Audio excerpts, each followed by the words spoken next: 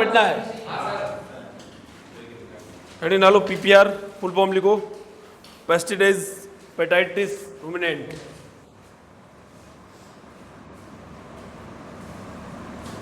Pesticides petits ruminant. Pesticides petits ruminant. PPR की क्या है ये फुल फॉर्म है, और पीपीआर एक वायरल डिजीज है। कैसी डिजीज है? वायरल, वायरस के द्वारा होने वाला रोग है। ठीक है, अब थोड़ा इसके बारे में सुन लो क्या है। पीपीआर जो बीमारी होती है एक प्रकार का प्लेग है। क्या है? प्लेग सुना होगा आपने, पहले प्लेग हुआ था अपने इंडिया के अंदर, है ना? तो वैसे ही प्लेग किसके द्वारा फैलता है? चोर के द्वारा। वैसे ही एक प्रकार की प्लेग बीमारी है जानवरों की। ठीक है, ये जो है वो मेनली होती है बकरियों में। किसमें होती है? बकरियों के अंदर होती है, इसलिए नाम इसको और दिया था गोट प्लेग। क्या नाम दिया? गोट प्लेग। इसमें डाल दी क्या? ज़्यादा डाल दी, ज़्यादा डाल दी। काम ऐसे ही है तुम्हारे, या तो डालोगे नहीं, डालोगे तो फिर ज़्यादा डालोगे। ये काम करना ही नहीं है, करना है तो फिर और करना है। तो भाई पीपीआर जो बीमारी है क्या है? एक प्रकार का प्लेग है। प्लेग जैसी है, प्लेग नहीं है वास्तव में। वास्तव में प्लेग नहीं है, प्लेग जैसी है। ठीक है, इसीलिए इसको आभासी प्लेग भी बोलते हैं। क्या बोलते हैं? आभासी प्लेग, काल्पनिक प्लेग। मतलब प्लेग के जैसे सिम्टम दिखाई देते हैं, इसलिए नाम दिया आभासी प्लेग। ठीक है, और गोट प्लेग इसलिए बोलते हैं क्योंकि सबसे ज्यादा किसमें होती है? बकरियों के अंदर। आ गया समझ में? लिखो, उपनाम लिखो इसके।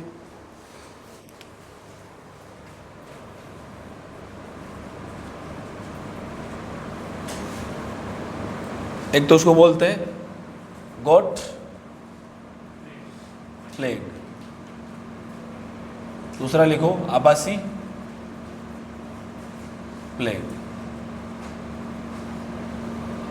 गोट प्लेग या आभासी प्लेग।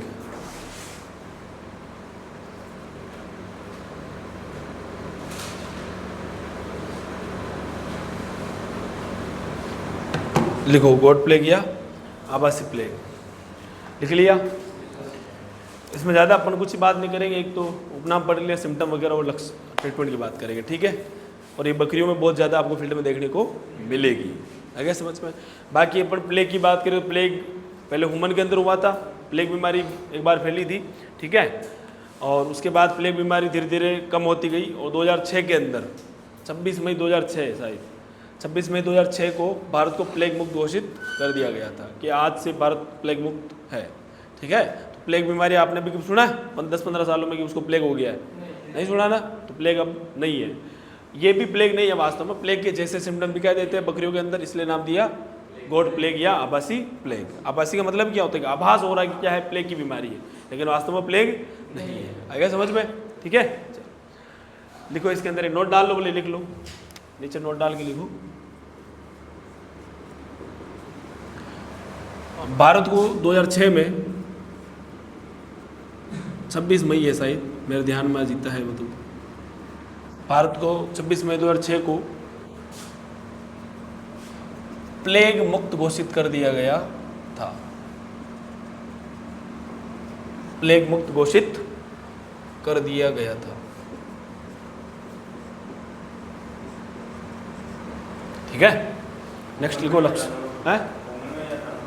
उमन में ही तो फैली थी चूहों के द्वारा। लक्षण लिखो।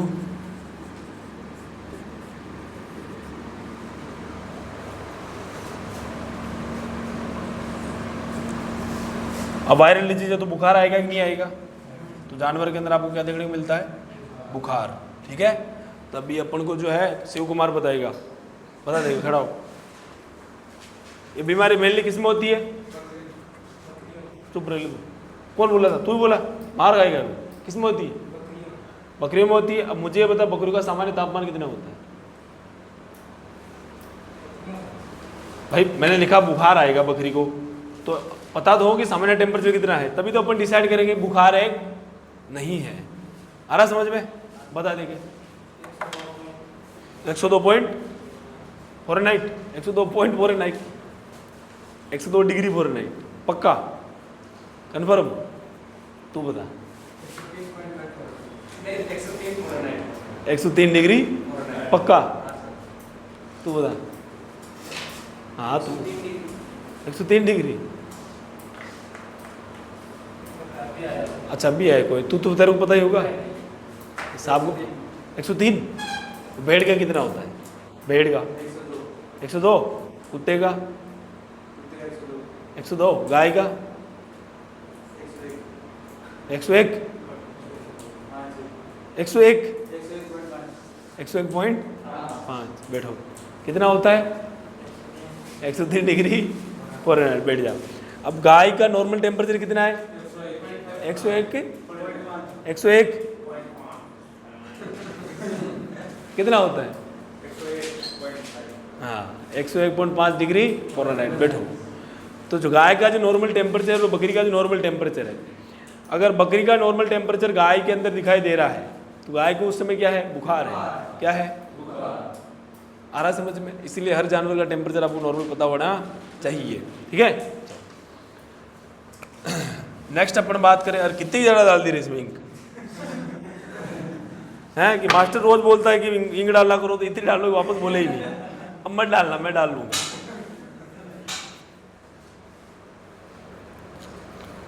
भाई तुम्हें अगर मेरा कहना बुरा लग ही रहा था तो रहने ही देते कि साहब हमसे नहीं डलेगी, तुम तुम्हारा ढाशिया करो। अब तुम्हारे चक्कर में विकास कैसे कैसे मैं सर से बदला तो ले, कैसे कैसे अपना गुस्सा कैसे कैसे तो निकाले वापस।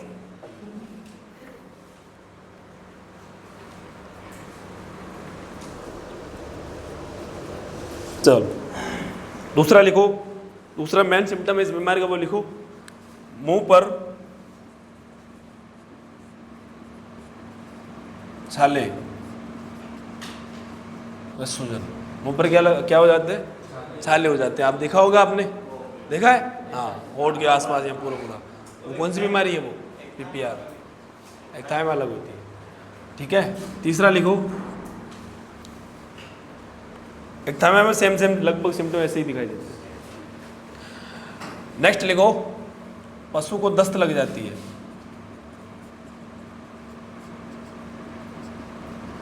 उसमें क्या होता है? दस्त लग जाती है। क्योंकि इस बीमारी में क्या होता है कि भाई पेट के अंदर भी, पेट में मेनली आंतों में और आमाशय के अंदर, आमाशय में आंतों में क्या हो जाते हैं? घाव कह लो चाहे छाले के लो की बात है। छाले घाव एक ही चीज़ है, ज़्यादा कोई फर्क नहीं है। आंतों में घाव व सूजन। अब घाव होगा तो सूजन आनी है, इन्फेक्शन होगा तो। ठीक है। आमाशय में आंतों में घाव व सूजन, इसकी वजह से पशु क्या लगती है? दस्त। आंत की गतिशीलता क्या हो जाती है? बढ़ जाती है। ठीक है। इसी वजह से दस्त लग जाती है। अब दस्त लगी है तो पशु के अंदर क्या आएगी? कमजोरी। तो पशु में कमजोरी आ जाती है। तो भाई दस्त लगी है, दस्त का मतलब क्या है? दस्त का मतलब यह है कि भाई अंदर से पानी बाहर निकल रहा है सीधा सीधा, तो शरीर में क्या हो रही? पानी की। और भोजन भी जो है उसके अंदर न्यूट्रिएंट जो है, जितने पोषण वगैरह है, पोषक तत्व, वो शरीर को नहीं मिल पा रहे उतनी मात्रा में जितना मिलना चाहिए था, है ना। वो क्या कर रहे हैं? पानी और वो भोजन दोनों मिक्स होकर बाहर आ रहे हैं, तो शरीर को न्यूट्रिशन, ऊर्जा नहीं मिल रही है। तो ऊर्जा की कमी की वजह से शरीर में क्या आ रही है? कमजोरी और सुस्त रहता जानवर। कमजोरी में सुस्त। तो पशु के अंदर कमजोरी और सुस्ती रहती है। पशु में कमजोरी व सुस्ती रहती है। ठीक है। इसके अलावा अपन बात करें तो जानवर खाना पीना क्या कर देता है? कम कर देता है। ठीक है। और 5-7 दिन के अंदर यदि आपने ट्रीटमेंट नहीं किया, पशु क्या हो जाती है? मृत्यु। बाकी नॉर्मल नाक से डिस्चार्ज आता है, आंखों से पानी आता है, हल्की सी मुंह से क्या गिरती है? लार। अब देखो मुंह में भी छाले होंगे एक आध, तो उसकी वजह से क्या गिरती रहती है? लार गिरती रहती है। ठीक है। देखो मुंह में मुंह से लार गिरना, नाक से डिस्चार्ज,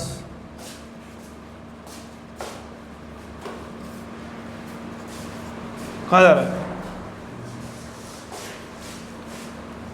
आंखों से पानी।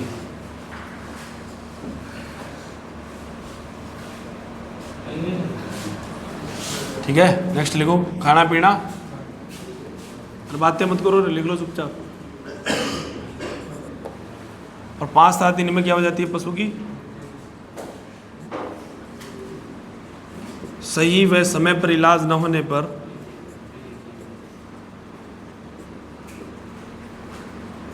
होने पर पशु की मृत्यु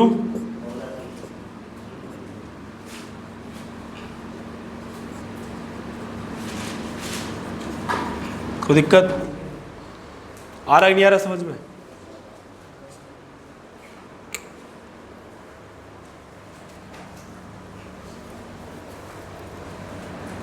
लिख नहीं रहा कॉपी कौन थी तूने? हैं? को कौन ले गया?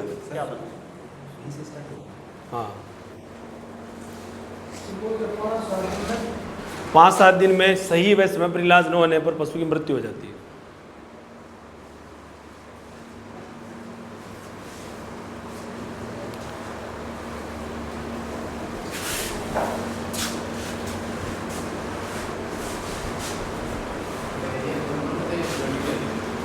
डायरिया नॉर्मल होता है या ब्लडी डायरिया होता है? ब्लडी डायरिया नहीं होता, ब्लडी डायरिया तो बहुत कम होता है, अगर ज़्यादा इन्फेक्शन हो गया तो हो जाता है, बाकी नॉर्मल डायरिया लगता है। एक दो केस हम हैंडल किए थे। हाँ उसमें ये होता है कि अगर इन्फेक्शन जो हो रहा है ना हाथ में लंबा टाइम निकल गया, फिर लास्ट में 1-2 दिन में वो जो बचते हैं ना मरने के टाइम, उस समय वाली हो सकता है ब्लडी डायरिया। एक टेनोमाइसिस दोनों से मिलता है या एक थाइमा से मिलता है। मिलता है? में ये 10 तक नहीं लगती है। हाँ बस वो उसमें छाल ले। अरे लिख ले क्या? नहीं लिखा, लिखो जल्दी। नहीं नहीं इतना जोर से बोल रहे हो जैसे लिख लिया वो। अंशुल मन लग रहा है? बढ़िया, चीज़ें समझ में आ रही है? धीरे धीरे आएगी, है ना? टाइम लगता है हर चीज़ में। अब तू पहली बार इंजेक्शन का नाम सुन रहा है, तू सभी पहली बार सुन रहे होंगे। ऑक्सी, मेलोक्सी, ऑक्सी को भी सुना वो थोड़ी होगा पहले। बी कॉम्प्लेक्स है, एट्रोपिन सल्फेट, आइसोफ्लूइड, तो वो सारी चीज़ें। अब नई नई चीज़ें हैं तो थोड़ा टाइम लगता। सीधे डॉक्टर बनोगे तो डॉक्टर ऐसे थोड़ी बनते हैं, मेहनत तो करनी पड़ेगी। हाँ ये चीज़ है कि तुम जितना अभी तक पढ़े उतना भी नहीं पढ़ना है। जितना तुमने अभी तक पढ़ाई करी होगी 12th तक, जितने अभी तुम लोगों ने दुख देखा है उतना दुख भी नहीं देखना है। उसमें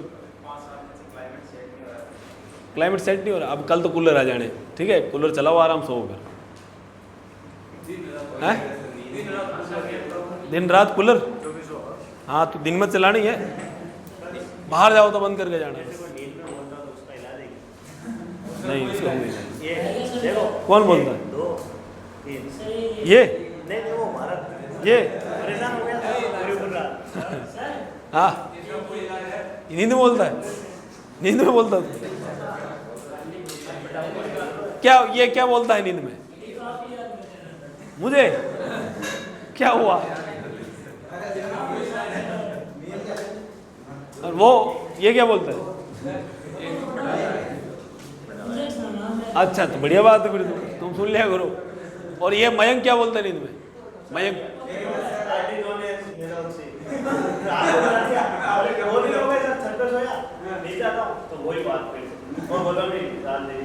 शिवरात्रि उठ के आपके कितने बच्चे हैं? शिवरात्रि क्या बोल रहे हैं? बोलो नहीं ऐसा मत बोला, मेरी लगती है मेरी शादी क्यों हुई है? और वो क्या बोलता है? सर डराने लगे। चलो लिख ले क्या? लिखो लिख, तू लिख ले फिर जल्दी। नींद में मुझे लग रहा अभी ये भी बोलता है। याद आती है घर वालों की? शादी होगी तेरी? फिर तो यार दुख होता ही वो।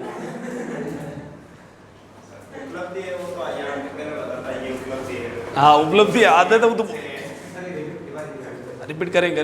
आधे तो उपलब्धि वाले ही आते हैं, फिर उनके उपलब्धियां मिलने के बाद उनको लगता है कि साला जीवन तो अब है। फिर उनको लगता है अब तो कुछ करना पड़ेगा, है नहीं करना पड़ेगा जबरदस्ती, वो तो मजबूरी है ना? फिर वो आते हैं, जैसे साहब आए हैं तो साहब मजबूरी में आए, साहब तो हैं मजबूरी में आए हो आप कि पैसा कमाना है। 3 बजे फोन चलाते हो आप? झूठ बोल रहा है। कोई नहीं रहे, अब कल जा रहे हैं वैसे भी। आज चलाने दो, पूरी रात चलाने दो आज। साली? साली होती है, बच्चे होते हैं शादी के बाद। अगर साली है तो साली हो सकती, बच्चे होते हैं, बच्चे भी होते हैं। ये बोलते हैं साली होती है शादी के बाद। साली तो साली कैसे हो सकती है?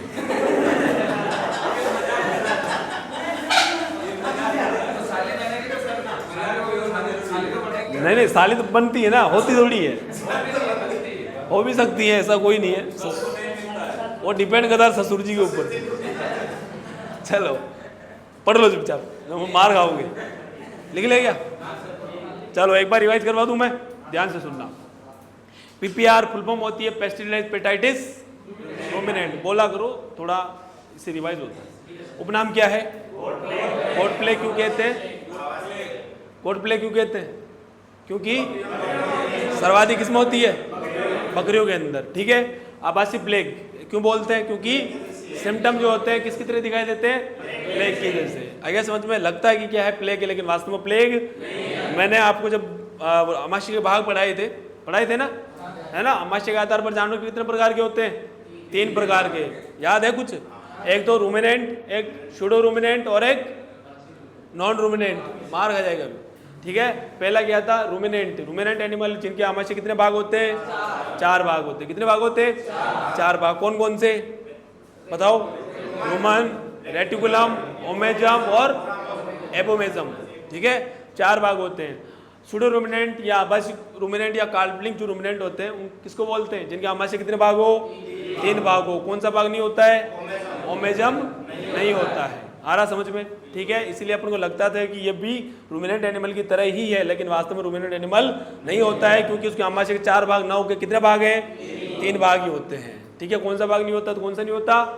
ओमेजम नहीं होता। ओमेजम नहीं होता है, इसकी वजह से ही उन जानवरों के अंदर जो रूमन होता है वो कौन साइड में होता है?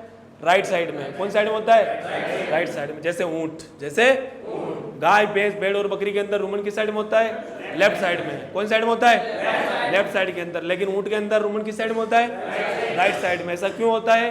क्योंकि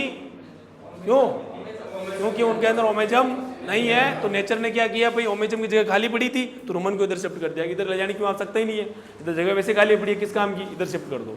आगे समझ में? यही रीजन है, ये भी मैंने बताया था आपको कि यही रीजन होता है कि भाई जो ऊंट होता है, ऊँटनी जो होती है, उसके अंदर 99% बच्चे के ठहरने की जो पॉसिबिलिटी होती है कौन से ऑर्डर में होती है? लेफ्ट या राइट? राइट में। लेफ्ट में। ऊंट की बात, ऊँटनी की बात कर रहा हूँ, किसमें होती है? लेफ्ट में। क्योंकि रूमन की साइड में होता है, उनमें राइट साइड में। रूमन की वजह से राइट वाले जितने भी ऑर्गन होते हैं वो दब जाते हैं, ब्लड सप्लाई कम होती है। इसी वजह से लेफ्ट साइड के अंदर बच्चे के ठहरने की पॉसिबिलिटी क्या होती है? ज़्यादा होती है। आ रहा नहीं आ रहा समझ में?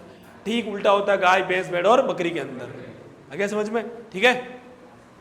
चलो नेक्स्ट अपन बात करें। भारत को 26 मई 2006 को प्लेग मुक्त घोषित कर दिया गया था। कब किया था?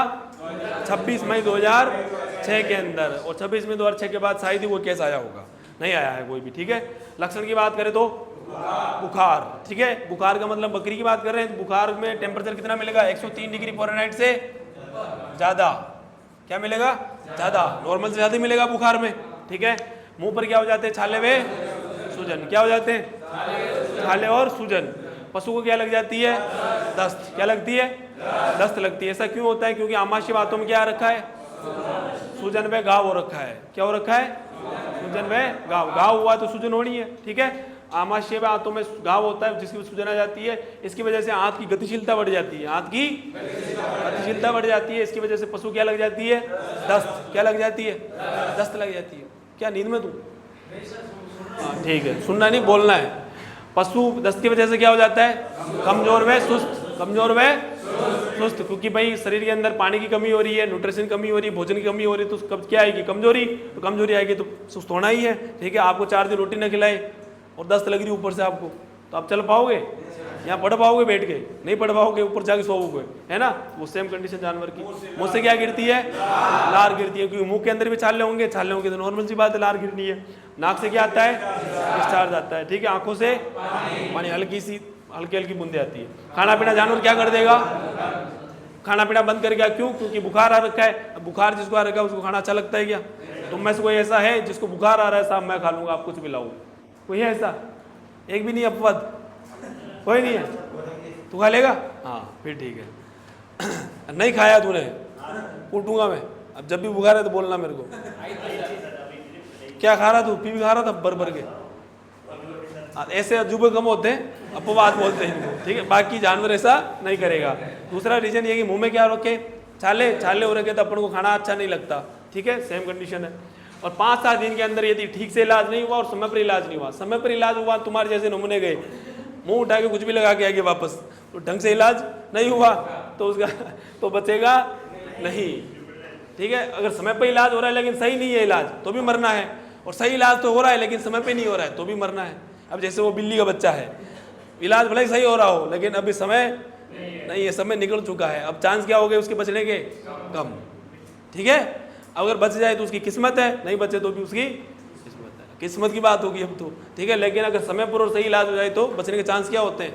ज़्यादा होते हैं। इसीलिए कहा जाता है कि आपके शरीर में कहीं पर भी कोई भी दिक्कत हो उसको नज़रअंदाज नहीं करना चाहिए। टाइम पर जाओ, डॉक्टर को चेक करवाओगी क्या कोई दिक्कत तो नहीं है ना। पता चले कि आगे चल के क्रोनिक डिजीज हो जाए, क्रोनिक का मतलब लंबी चलने वाली बीमारी, ठीक है, या कोई गंभीर बीमारी कि निपट जाओ तुम, उससे अच्छा था टाइम पर क्या करवा लो, जांच करवा लेनी चाहिए। शरीर में कोई भी दिक्कत हो रही है, ठीक है, और आपको लग रहा है कि जैसे माना आपके कहीं दर्द हो रहा है बार बार, आपको लग रहा है कि भाई बार बार हो रहा है, गोली लेते तब दर्द रुकता है, तो फिर भी हो जाता है वापस दर्द, तो चेक करवाना चाहिए। ये नहीं है कि क्या है देख लेंगे, देखोगे नहीं, फिर ऊपर वाला ही देखेगा, यमराज आएगा भैंसे पे बैठ के कि ऊपर देखेंगे, चल आगे तेरा टाइम तलेंगे तेरे को अब, ठीक है। तो कर्म तुम्हारे ऐसे ही है, तलने के लिए आएगी वो तुम, है ना। वो तो फिर फास्ट ले जाएगा, और भैंसा तो और धीरे धीरे लेके जा रहा है ना, और घोड़ा तो फास्ट चलेगा, घोड़ा तो जल्दी लेके जाएगा, कुछ नहीं होगा वहाँ, तुम्हारी जुबान निकलने देगा वो, ठीक है। पशु क्या हो जाती है? मृत्यु, ठीक है। तो ध्यान रखना है, टाइम पर इलाज होना चाहिए और सही इलाज होना चाहिए। तो मैं ऑनर ने बेचारे ने टाइम पर बुलाया था, तुम्हारे ट्रीटमेंट करने के लक्षण नहीं है, तुमने मार दिया, ठीक, ये भी हो जाता कई बार। तो इलाज सही होना चाहिए और टाइम पर होना चाहिए। और हमेशा फील्ड में जब भी इलाज करो तो पशु को आराम से देखो, आराम 5 मिनट आप उसको क्या करो, ढंग से देखो कि इसके अंदर क्या क्या आपको सिम्टम दिखाई दे रहे हैं। ये नहीं जाके मुंह उठा के 4 इंजेक्शन भर के लेके गए, बीमार हो रहा है, ठीक है आ रहा हूँ मैं, जाके इंजेक्शन लगा के आगे वापस, ओनर देखता रह गया करके क्या गया वो है, किस चीज़ के इंजेक्शन लगाए थे, पता चले बुखार का ट्रीटमेंट करके आए थे, उसको लग रही थी दस्त, है ना। और दस्त में टेम्परेचर क्या हो जाता है, हाँ कम हो जाता है, ठीक है। अब इसमें बीमारी दूसरी है, इसीलिए टेम्परेचर बढ़ा हुआ है घाव वगैरह की वजह से, लेकिन जनरली दस्त में क्या होता है, टेम्परेचर कम होता है। और तुम मेलोक्सिन पैरासिटामोल लगा दिए, टेम्परेचर और क्या हो गया, कम हो गया, अब मरेगा वो। इतनी देर तो नहीं मर रहा था, लेकिन अब तुम्हारे ट्रीटमेंट की वजह से मरेगा। आ रहा ही नहीं आ रहा समझ में? तो इन चीज़ों का ध्यान रखना है, चाहिए नहीं है, ठीक है। आ गया समझ में? पीछे अरे आ रहा है मदन लाल, चलो अच्छी बात है, लिख ले गया। हमेशा ध्यान रखो, ट्रीटमेंट करने का सबसे बढ़िया तरीका यही होता है, आप जाओ जानवर के चारों तरफ घूम लो, समझ में नहीं आ रहा कुछ भी तो अच्छे से देखो, एक एक सिम्टम को नोट करो, ये सिम्टम है, ये सिम्टम है, ये सिम्टम है, ये सिम्टम है, सारे सिम्टम आपको एक साथ दिखाई दे। फिर सिम्टम के हिसाब से आपको लगता है आपको बीमारी पता चल जाए, फिर तो कोई दिक्कत ही नहीं है। आप बीमारी पहचान नहीं कर पा रहे हो, फिर आपको सिम्टम देखने, क्या देखने, सिम्टम। हर सिम्टम के हिसाब से इंजेक्शन लगाते जाओ, आगे समझ में। अगर वो ट्रीटमेंट आपने किया, माना आपको 3 सिम्टम दिखाई देते हैं, ठीक है। एक तो आपको लगा कि टेम्परेचर चेक किया, बुखार है, क्या है, बुखार है।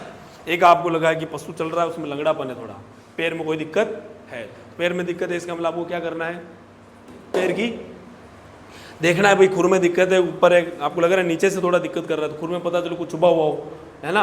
और ऑनर को लगा कि इसके तो कोई लंगड़ा के चल रहा है, तो लंगड़ा बुखार हो गया हो, है ना। तुम गए लंगड़ा बुखार ट्रीटमेंट में लगे हो, ट्रीटमेंट किए जा रहे हो, 3 दिन हो गया, कुछ फर्क ही नहीं पड़ रहा, फर्क पड़ता है वापस हो जाता है, फिर भी लंगड़ा ही चल रहा है, अंदर पता चले दोनों खुरों के बीच में एक फांस फंसी हुई है और तुम कर रहे हो ट्रीटमेंट, ठीक है, तो ट्रीटमेंट होगा नहीं। अगर तुम्हें लग रहा है तो चेक करो, पशु को लेटाओ, है ना, और पशु को लेटा के उसको क्या करो, अच्छे से चेक करो कि पैर में कोई दिक्कत, अगर खुर में कोई दिक्कत होगी, फांस फंसी होगी तो उसको निकालोगे और अपने आप ही एक ट्रीटमेंट में ठीक हो जाएगा, है समझ में। तो जल्दबाजी बिल्कुल भी करनी, और सबसे पहले तो याद रखना है, घबराना बिल्कुल भी नहीं है, तुम ही छो वहाँ भगवान, है ना। अब जैसे अभी तुम गौशाला में जाते हो तो तुम्हें ये लगता है कि सर है, तुम्हें टेंशन नहीं है ना, जो होगा मास्टर के ऊपर ढोलेंगे, अपने क्या है, मर भी गई तो उसके माथे पड़ेंगे, यही होता है। लेकिन फील्ड में ऐसा कोई सर नहीं हो, तुम ही हो सर, वहाँ सर भी तुम ही हो, स्टूडेंट भी तुम ही हो, डॉक्टर भी तुम ही हो, सब कुछ तुम ही हो। ऑनर की नज़रें तुम्हारे ऊपर टिकी है कि ये क्या कर रहा है, क्या करेगा, ठीक करेगा, निपटा देगा। ठीक है, सारी उम्मीदें किस पे है? तुम्हारे ऊपर, तुमसे है सारी उम्मीदें। उनके घर वाले जितने भी 4-5 लोग हैं तुम्हारे ऊपर नज़रें टिकाए हुए हैं। और डॉक्टर साहब कुछ कहेंगे, डॉक्टर साहब मन ही मन सोच रहे मुझे कुछ समझ नहीं आ रहा, मेरा मन, मेरी टांगे कपकपा रही है कि भाई ये मरेगी, ये तो कन्फर्म है, क्योंकि मैं आया हूँ तो कन्फर्म मरेगी। कोई दूसरा डॉक्टर आता तो बच जाती, मैं आया हूँ तो कन्फर्म मरेगी। अगर तुम्हें खुद को ऐसा कॉन्फिडेंस है तो फिर मरेगी। आगे समझ, ऐसा कॉन्फिडेंस नहीं होना चाहिए। कॉन्फिडेंस होना चाहिए कि हम बचा लेंगे, हम और बचा लेने की कॉन्फिडेंस तब आता है जब आपने चीज़ों को ढंग से पढ़ा हो, सारी कंसेप्ट तुम्हारे क्लियर हो, तब तुम ढंग से इलाज कर पाओगे। बाकी तो तुक्के लगाओगे। ठीक है, थोड़े भी कोई दिक्कत होगी, हो कुछ और रहा है, कुछ और करे जा रहे हो तुम, आगे समझ नहीं आया? ठीक है, चलो लिखो उपचार।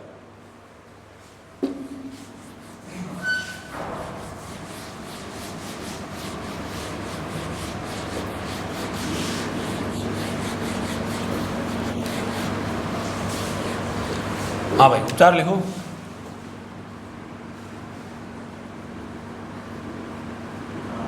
बताओ बुखार के लिए क्या लगाऊं? हल्का बुखार ही था, मेलोक्सिकैम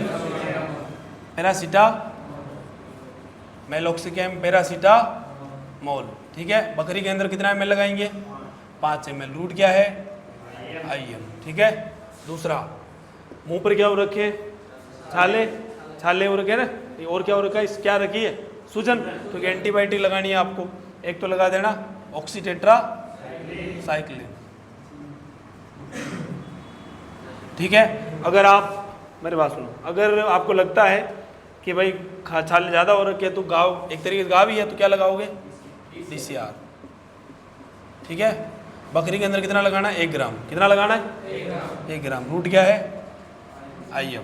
या फिर ऑक्सी भी लगाते हो, आपके पास DCR नहीं तो क्या लगा देना? ऑक्सी कितना? 5 से 7 ml। रूट क्या है? IM। दोनों में से एक लगा देना। ठीक है,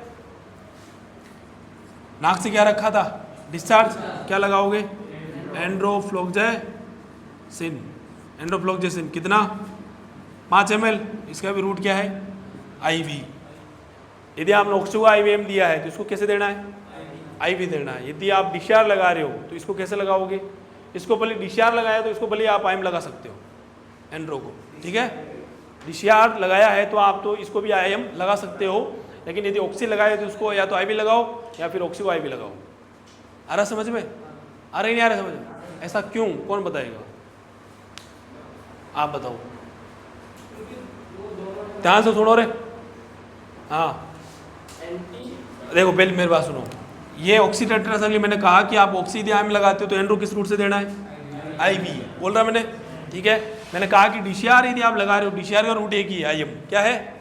DCR आप लगा रहे हो तो इसको भी IM लगा सकते हो, इसको भी IM लगा सकते हो यदि आप DCR लगा रहे हो तो। लेकिन यदि आप ऑक्सी लगा रहे हो IM, ऑक्सी को यदि या तो ऑक्सी को IV लगाओ या फिर एंड्रो को IV लगाओ। दोनों में से एक तो IV लगेगा, एक IM लगेगा। दोनों IV से या दोनों IM से नहीं लगेंगे। ऐसा क्यों बताओ?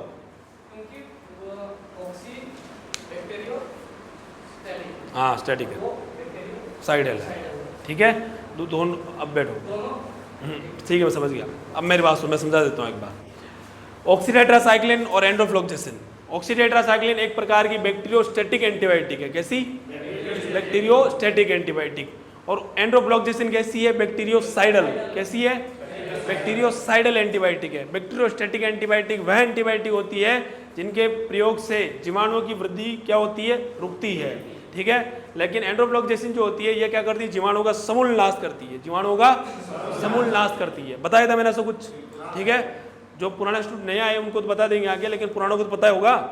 जो जाने वाले हैं, विकास पता है, विनोद, जीवाणु जनित बीमारी पढ़ाई थी, गलगोटू वगैरह पढ़ाई थी, याद है कुछ?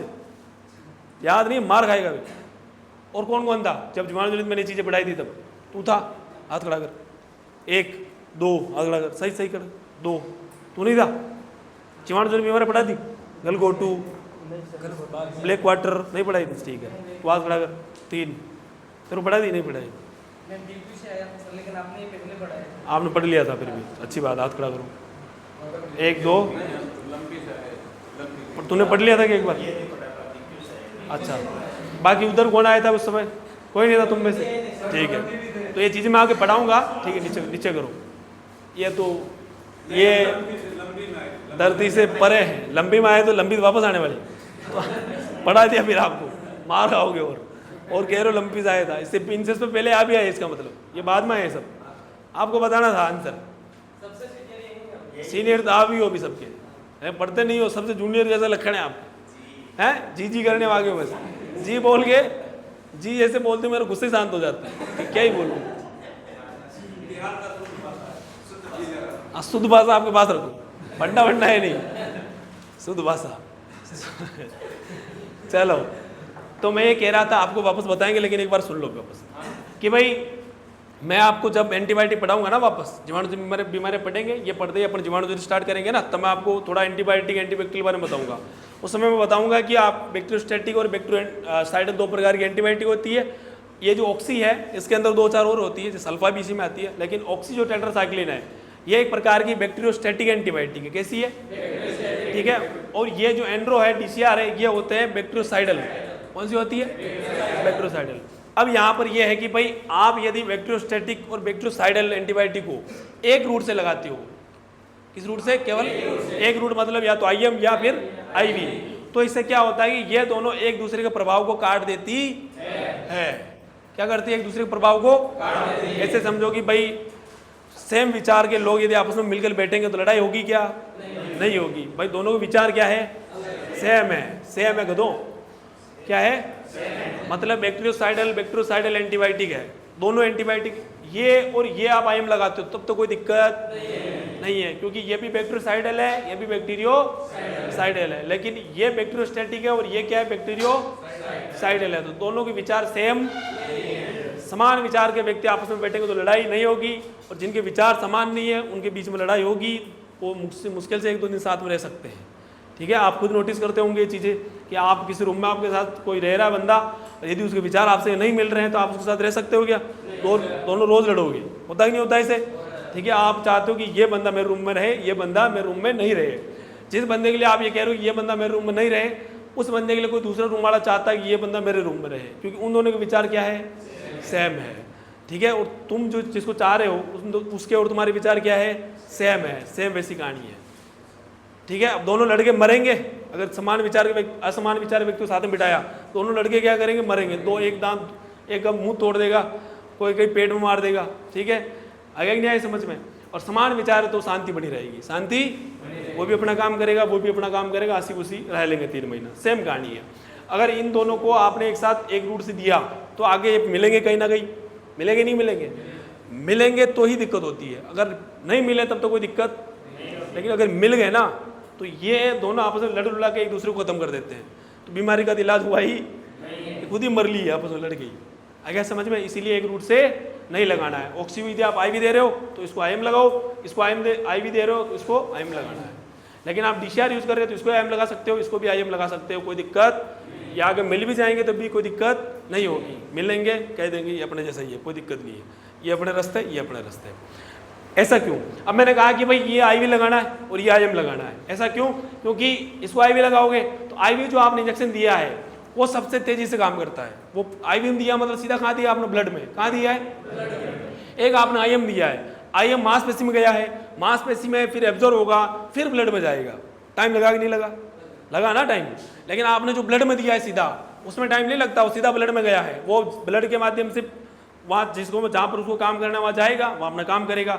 जो IM लगाया आपने वो आएगा तब तक तो IV वाला काम करके निकल जाएगा, दोनों का मिलन होगा नहीं। ठीक है, तो IM वाला धीरे धीरे आएगा, एब्जॉर्ब होगा, फिर ब्लड में जाएगा, टाइम लगा। तब तक तो जो आपने ब्लड में दिया था वो तो अपना काम करके निकल लेगा। तो ये IM वाला जब ब्लड में जाएगा तब तक तो वो गया, तो ये भी जाकर अपना काम कर देगा। आ रहा नहीं आ रहा समझ में? इसीलिए एक रूट से नहीं देते हैं। कंप्लीट? ठीक है, नेक्स्ट लिखो। सूजन, सूजन के लिए क्या लगाना है? 4 से रूट क्या है? B कॉम्प्लेक्स प्लस 3 ml लगाना देना। 3 ml रूट क्या है? IM। ठीक है, बहुत है। बाकी जो छाले वगैरह वो रखे, मुंह के घाव में छाले।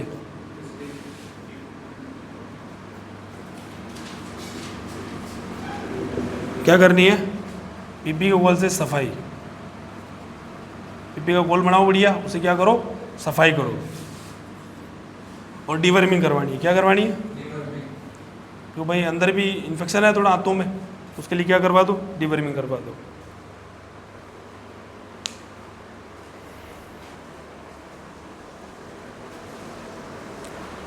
अरे आ रहा नहीं आ रहा समझ में? ठीक है, DCR हमेशा IM ही लगेगा। हर इंजेक्शन के ऊपर उसका रूट लिखा होता है। ठीक है, रूट देख के ही आपको ट्रीटमेंट करना है। तुम्हें रूट ही नहीं पता और पता चले किसी और रूट से लगा दे।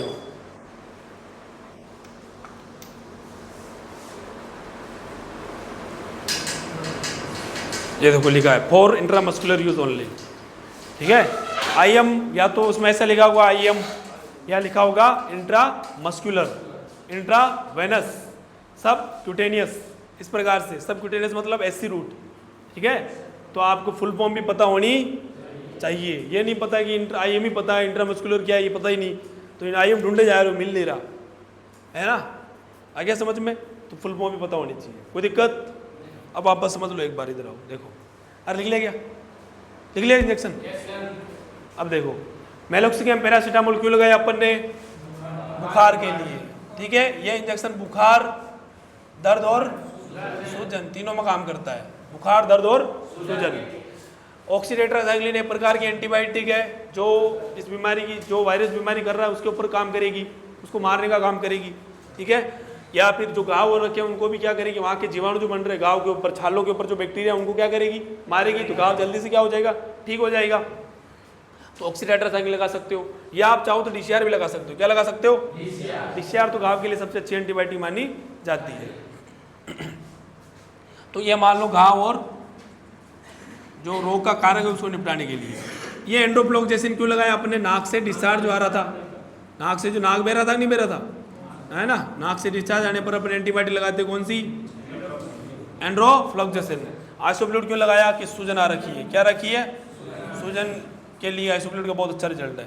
बी कॉम्प्लेक्स, वापस भूख हो जाए अच्छी। ठीक है, भूख लगाने का काम करता है। CPM आपने जो इंजेक्शन दिए हैं, ट्रीटमेंट जो किया है, वो बॉडी में रिएक्शन ना करे। क्या नहीं करे? आपने सुना होगा बचपन में कि भाई उसके कोई गोली रिएक्शन कर गई, है ना, गोली क्या कर गई? रिएक्शन। एक्सपायर वाली गोली थी, ली, उसने रिएक्शन करके निपट गया। सुना है ऐसा? हाँ, तो वही है, रिएक्शन ना करे। आपने जो ट्रीटमेंट किया है, कोई इंजेक्शन रिएक्शन ना कर जाए, उसको रोकने का काम कौन करता है? CPM। ठीक है, गौतम जी बताओ, आप खड़े हो। हाँ, आइसोफ्लूइड, सॉरी सल्फाडिमिडिन, सही है सही है सही है। नमूनो एक और लिख लो, दस्त के लिए क्या लगाओगे? सल्फाडिमिडिन। गौतम जी आप बताओ, फुल फॉर्म बताओ उसकी। CPM फुल फॉर्म क्या है? कितना लगाओगे? 5 ml IM। क्यों लगाया सल्फा? दस्त के लिए। क्यों लगाया? और एक चीज़ और, मैंने आपको जब वायरल डिजीज पढ़ाना स्टार्ट किया था तब कहा था कि भाई जैसे बैक्टीरियल डिजीज होती है, जीवाणु जनित बीमारियां, उनके अंदर जैसे ड्रग ऑफ चॉइस होती है कि इस बीमारी के अंदर ये दवा लगाएंगे तो बीमारी ठीक हो जाएगी, मतलब ये दवा लगानी ही लगानी है। ठीक है, ऐसा बात है कि नहीं है? ड्रग ऑफ चॉइस होती है हर बीमारी की, लेकिन वायरल डिजीज में ऐसा नहीं है। मैंने लिखवाया था कि लक्षणों के आधार पर इलाज किया जाता है। क्यों? क्योंकि वायरस अपना रूप बदल लेता है, इसलिए उनके लिए अपन कोई विशेष दवा नहीं बना पा रहे हैं। बनाते भी है, जब बनाते हैं तब तक उसका रूप अलग रहता है, जब लगाते हैं तो रूप बदल जाता है, दवा उसके ऊपर काम नहीं करती। बताया था ऐसा कुछ? अरे याद है कि नहीं है? याद है? याद है? क्लास नहीं ली तुमने? है? याद है कि नहीं है? अरे हाँ ना तो बोलो। अरे कहाँ ध्यान है? अरे बताया था कि नहीं बताया था? क्या बताया था? अरे रुको आप, क्लोरोफॉर्म। अरे मैंने ऐसा कहा था ना कि वायरस रूप बदल लेता है।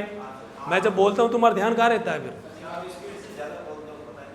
तो बोला करो कि सर धीरे बोलो। मैं तो स्पीड से बोल रहा हूँ, कोर्स करवाना मुझे तो। अरे तो तुम बोलते ही नहीं हो ना, तुम तो ऐसे देखते रहते हो। तो भाई देखो, जिसको लगता है कि पिछले मैच में मैंने बार बार बोलता था कि स्पीड से तो नहीं बोल रहा, तो बच्चे बोल रहे नहीं सही है, आप बोलो, हम समझ में आ रहा पूरा। अब तुम बोलते ही नहीं हो कि सुन रहे हो कि हाँ मास्टर बोल रहे हैं, तो इससे नुकसान किसको है? तुम्हें है ना। तो गधो फिर फील्ड में क्या करोगे? अभी तुम सुन ही नहीं पा रहे हो मेरे आवाज़, तो फील्ड में क्या करोगे फिर वहाँ किसको बोलोगे कि सर ने स्पीड से बोला था इसलिए मेरे से इलाज नहीं हो रहा है? ये कहोगे वहाँ पे भैंस को कि देखिए भाई मैं इंजेक्शन लगा तो रहा हूँ, उनको गारंटी नहीं है, मास्टर ने स्पीड से बोला था, मुझे कुछ समझ में नहीं आया। तो बोला करो कि साहब धीरे धीरे बोलो, स्पीड आपकी ज़्यादा है, थोड़ा स्पीड क्या करो कम कर दो, तो मैं स्पीड कम कर दूंगा। तुम बोलते ही नहीं हो तो मैं स्पीड रखूंगा फिर। हाँ बताओ सीपीएम की फुल फॉर्म क्या है? क्लोरोफॉर्म, बेट क्लोरफेंडामाइन मैलिएट, याद रखना, ठीक है। चलो उतार लो, ये लिख लिया सल्फा, सल्फा लिख लिया क्या? अच्छी बात है। हाँ लिखो, आराम से लिखो।